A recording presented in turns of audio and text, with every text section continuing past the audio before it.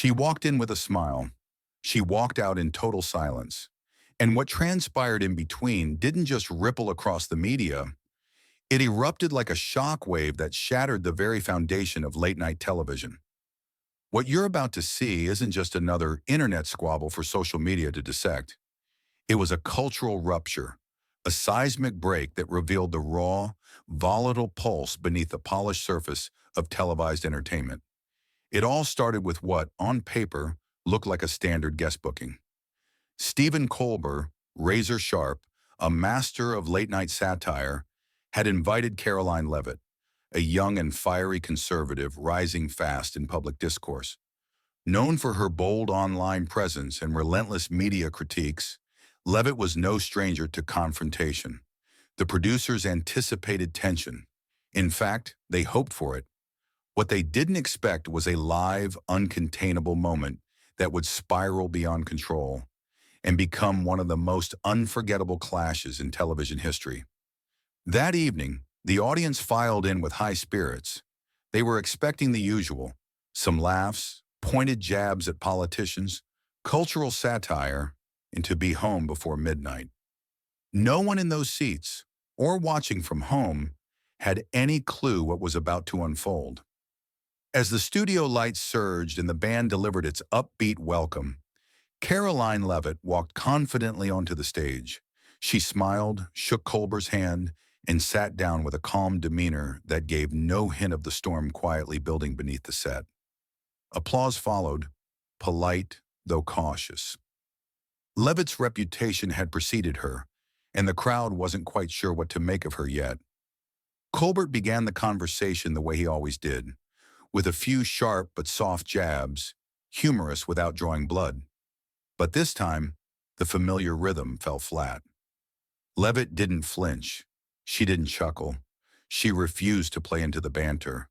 Her gaze locked on. The space between them grew dense with silent tension. Then came the question. Colbert raised a topic, a controversial bill dominating headlines, expecting a soundbite, perhaps a back and forth. But Leavitt didn't take the bait. She deconstructed the question entirely. She challenged its framing, pointed out the assumptions underneath, and, without missing a beat, accused the media, not just Colbert's show, but the entire media machine, of manipulating the truth. The audience paused. Gasps echoed. Glances exchanged. Colbert's signature grin wavered. He leaned in, eyebrow raised, registering the weight of what had just shifted. This was no longer going to be a playful debate. Not tonight. Feeling the temperature rise, Colbert attempted to reset the tone with another joke. But the levity misfired, and Leavitt seized the moment, not with anger, but with laser focus. She accused him of using humor as a defensive shield, a way to distract from the distortion and misinformation buried within satire. The crowd tensed. Nervous laughter fluttered, but the atmosphere had changed. Colbert's smile disappeared. His focus sharpened. This wasn't an interview anymore. It had broken free of its format. Now, unfolding live was a collision of ideologies. Leavitt went further, calling his show nothing more than propaganda in disguise. Colbert, stunned but unwilling to back off, fired back, defending his satire, his team, and his role in political discourse. But by now, the script was in pieces. What the cameras captured was no longer two public personas trading jabs.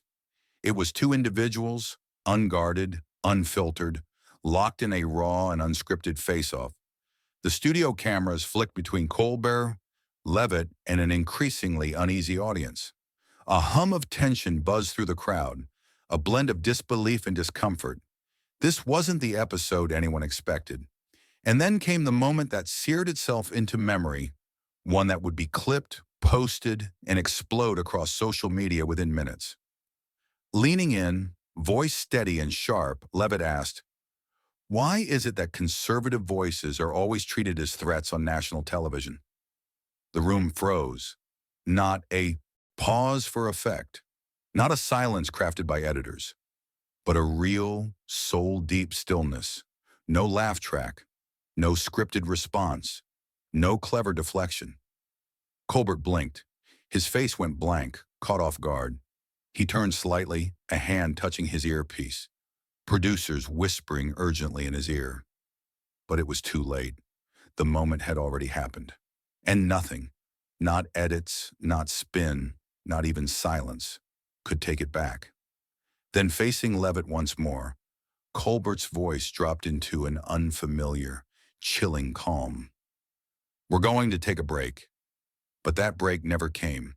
There was no commercial cut, no fade to black, no convenient ad to paper over the rupture that had just split the stage in half. Instead, the tension hung in the air, taut, stretched like a live wire, moments from snapping. And then, without saying a word, Karoline Leavitt stood up. She didn't look back at Colbert. She didn't wait for a signal. With quiet composure, she unclipped her mic, adjusted her blazer, and walked off.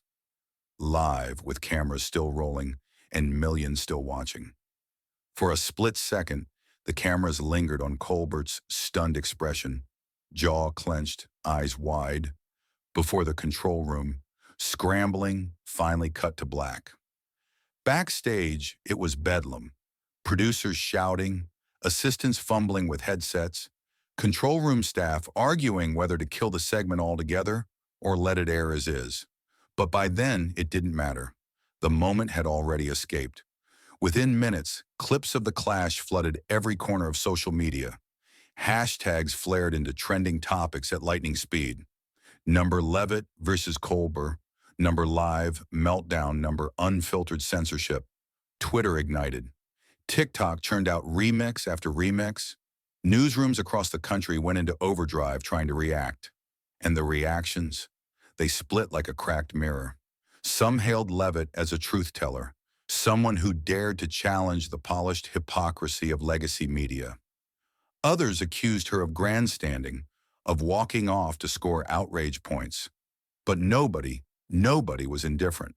Colbert's team issued a brief, tightly controlled statement. The guest chose to leave. Leavitt's camp fired back with blunt force, accusing the show of ambush tactics, of censorship, of unmasking the media's bias for all to see. But the real story? It wasn't in the press releases or next-day headlines. It was in the living rooms across the country, where audiences sat silent, not shocked by who won or lost, but by how real, how raw, how completely unscripted it all felt. This wasn't theater. This wasn't cable news. This wasn't punditry polished for prime time. This was something rare. Two people, unfiltered, live, facing off in real time, with no edit button to save them, no buffer, no script. And out of that collision came a question that refuses to go away. Do we, as a society, still know how to disagree? Or have we forgotten how to engage without reducing each other to enemies, caricatures, or threats? Karoline Leavitt didn't just exit a television set that night. She stepped into a national reckoning, an uninvited force that cracked through the pristine shell of late-night satire. And Stephen Colbert, a man famous for quick comebacks and sharp comedy, was left not with a punchline, but with silence. In the days that followed, think pieces poured in. Some called it a turning point in the fight over free speech and media control.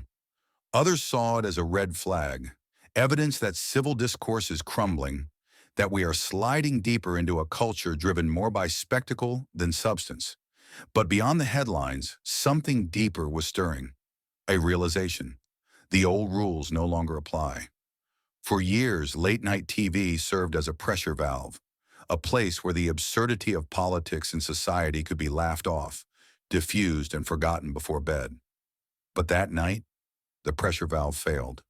Tensions didn't ease. They exploded. What Leavitt and Colbert inadvertently exposed was the growing fault line in modern public discourse.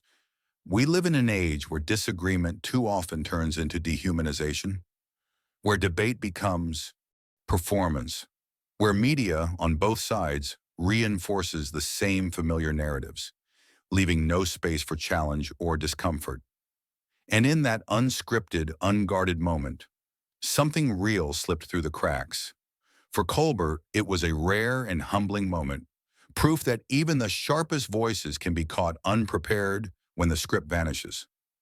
For Leavitt, it was a defining stand, a refusal to play by the rules of a system she's long accused of silencing dissent.